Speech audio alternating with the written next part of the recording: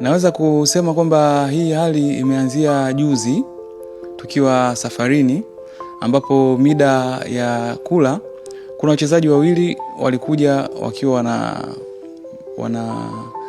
wana complain kuhusiana na tumbo kuuma, hali ya kusikia kama kutapika pamoja na kusikia mwili mzito mida ya kula, mida ya usiku. Basi kwa sababu ilikuwa mida ya usiku hivyo wanajisikia vibaya, tukaamua tuwapeleke hospitali. Huyu alikuwa ni Pasco pamoja na Kibeku.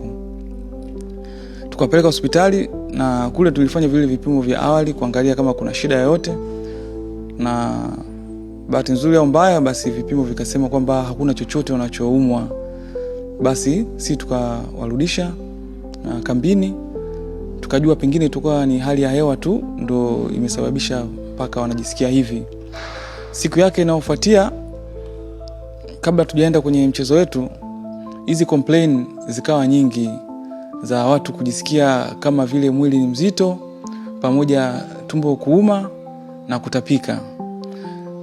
Kwetu tukawa tunahisi kwamba inaweza kuwa ni hali ya hewa au nini, lakini kwa sababu mida ilikuwa imeshaenda sana, ilikuwa ni vigumu kusema kama tutawapeleka hospitali na complain zilikuwa nyingi.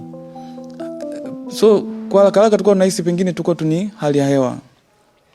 Basi tukafanya mchezo wetu, tukamaliza. Hizi complaints zikawa zinaendelea.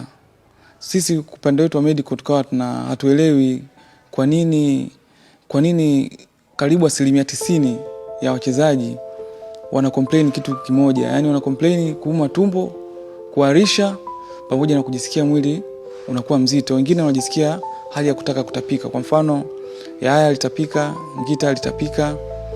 Wengine walikuwa wanajisikia kama hali ya kutapika lakini hawakutapika. Basi siku inayofuata yake ambayo ni jana, tukawa tumerudi. Wakati tumerudi, hali ya Kibeku haikuwa nzuri. Ile hali imekuwa severe. Tukaona sasa hapa huyu tumkimbize hospitali kubwa ili aweze kufanywa vipimo kikubwa, na pia inaweza katupa jibu letu kitu gani ambacho kinaendelea. Kwa hiyo sisi tukamchukua mchezaji usiku ule, tukampeleka hospitali. Baada ya kwenda hospitali, akafanyiwa vipimo. Majibu yaliyotoka kwenye vipimo, mchezaji alikuwa kila kitu alifanya, waliangalia, lakini results zilionyesha kwamba hana shida yoyote, ila figo na ini ziko under stress. Kwa mfano, kwenye figo creatinine zilikuwa zinaonyesha ziko juu zaidi ya kawaida. Hii inamaanisha kwamba ilisababisha uwezo wa figo kuweza kufanya kazi yake kwa 100%. Hii inaweza kusababishwa labda na kutumia dawa aina fulani, kwa mfano ibuprofen, diclofenac.